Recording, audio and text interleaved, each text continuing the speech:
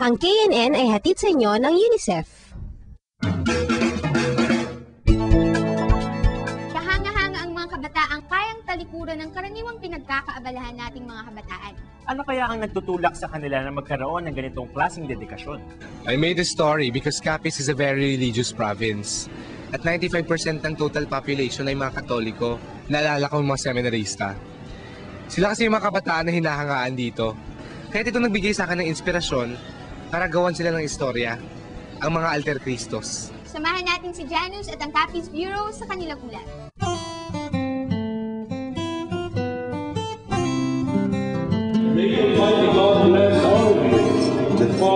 Sa 17 taon kong pamumuhay dito sa Capiz, hindi pa rin nagbabago ang tanawing ito.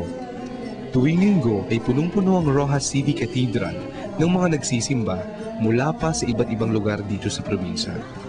Ganyan karelihiyoso ang mga kapwa ko Capizenyo na karamihay mga Katoliko. Kaya't hindi nakapagtatakang ang mga kabataang naglilingkod sa simbahan ay hinahangaan at tinitingala ng karamihan, lalo na ng mga kapwa nila kabataan. Ito ang nagbigay sa akin ng inspirasyong tuklasin ang buhay ng mga kabataang kilala bilang mga Alter Cristos o mga ministro ni Jesus, ang mga seminarista.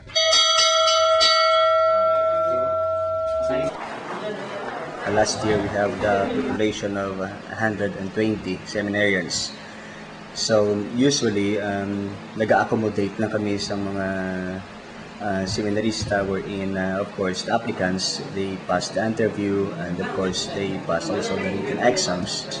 And it is there in the interviews wherein we know if such seminarian has, and of an applicant has vocation or not. Ang vocation ay tumutukoy sa calling ng mga seminarista na pagsilbihan sa Hesukristo. Sa St. Pius ay nakilala ko ang isa sa mahigit 200 seminarista rito. Dito sa seminaryo, hindi kami nakakalabas from Sunday evening up to Saturday morning. Kung papalarin, pwede kaming makalabas Sabado tapos pabalik rin kami before 5:30 ng Sunday. At bawal rin dito sa amin yung mga cellphone.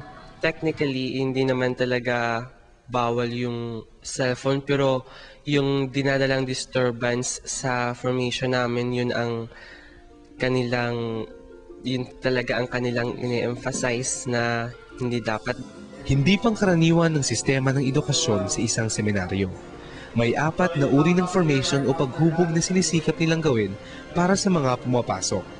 Ang mga ito ay ang seminary at spiritual formation, kung saan binibigyan sila ng mga pagsasanay tungkol sa magiging buhay nila bilang mga pare. Pastoral formation, kung saan binibigyang pansin ang kanilang pagsisilbi sa mga parokya, at academic formation, kung saan sinasanay sila sa iba't ibang asignatura. Kabilang sa mga asignatura ang Spanish at Latin.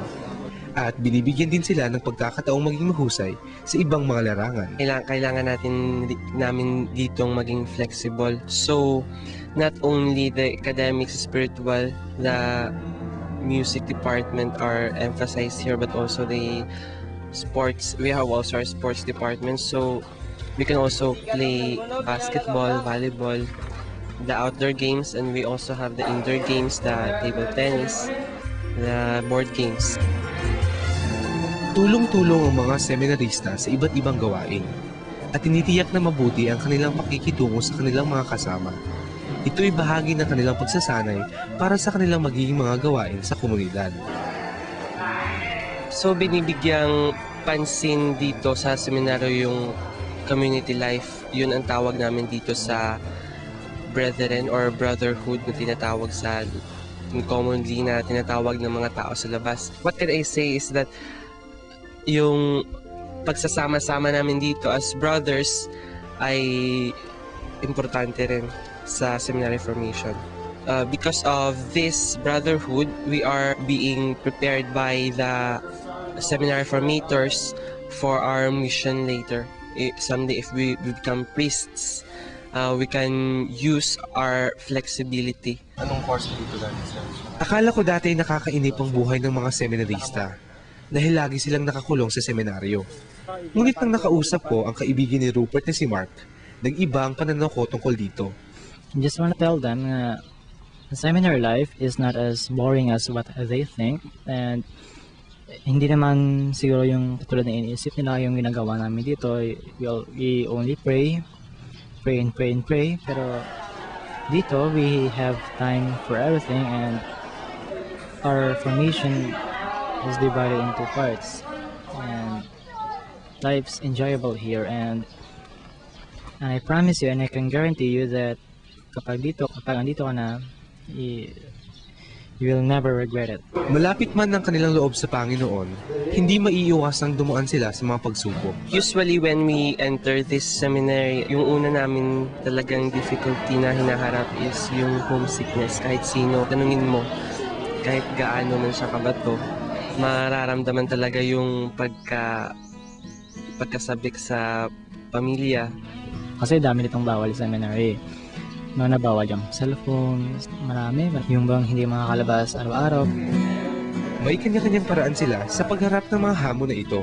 Pray, I just talk to my friends. I recreate, naglalaro lang.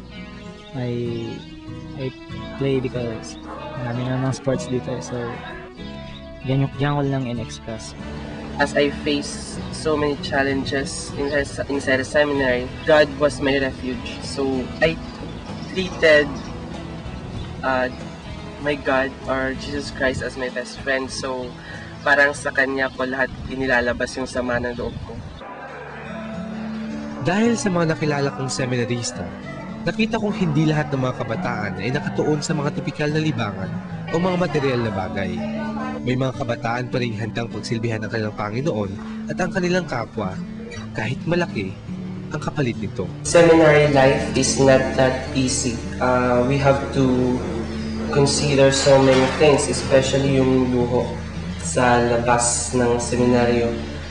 And because ang pagpapare ay pagsasakripisyo. Actually, to be honest with you, namimiss ko rin yung buhay sa labas, yung worldly life na yung tinatawag natin. Namimiss ko yung bonding with my friends outside, yung courting sessions namin. But in spite of those sacrifices that I have made, I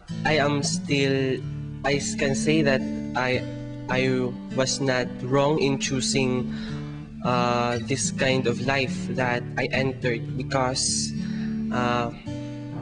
I felt or I found the perfect happiness for me with God.